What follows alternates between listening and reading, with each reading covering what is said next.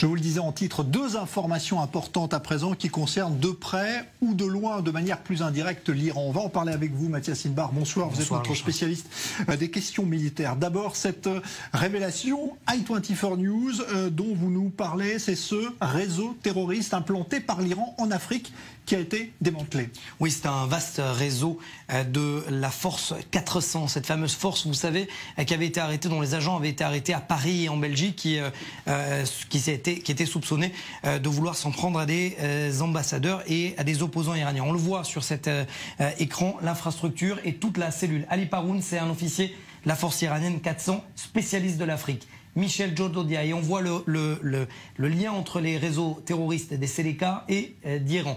Ismaël Mohamed Jida, le chef de la cellule, et tous ces hommes-là que vous voyez en dessous ont été recrutés par la force iranienne pour commettre des attentats. Ce que je vous propose avant d'aller plus loin, c'est d'écouter au moment, et nous avons réussi à nous obtenir le film de l'enquête au moment et de l'interrogatoire de ce fameux Jida. Écoutez-le, c'est pour un i24 News.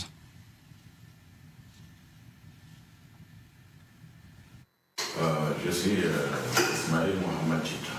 Je suis centrafricain. J'ai commencé l'activité de Seleka avec Michel. Michel a reçu 150 000 $.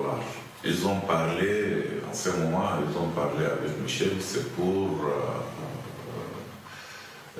créer un groupe ou créer une armée pour lutter contre les Occidentaux en Afrique. Les gens sont arrivés, ils sont venus de la clash, ça commence des pistolets, Kalachnikov, Belgique, et recherche.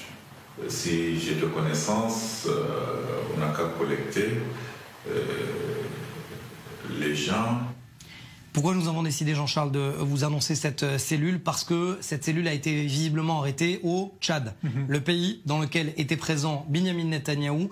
Cela, visiblement, aurait une implication d'agents et des renseignements israéliens. Pourquoi? Parce que cette cellule des forces Al-Quds, elle vise à déstabiliser plusieurs pays là où sont actuellement les Israéliens, à savoir le Soudan, le Sud-Soudan, le Tchad, le Niger, la Gambie, l'Érythrée, tous les pays qui sont dans la ligne de mire diplomatique de Binyamin Netanyahou, notamment également la République centrafricaine. Plusieurs centaines de milliers de dollars ont été mis sur la table par les Iraniens pour empêcher toute avancée des Israéliens. Bref, on le répète, une nouvelle structure terroriste mise en place par l'Iran est donc arrêtée.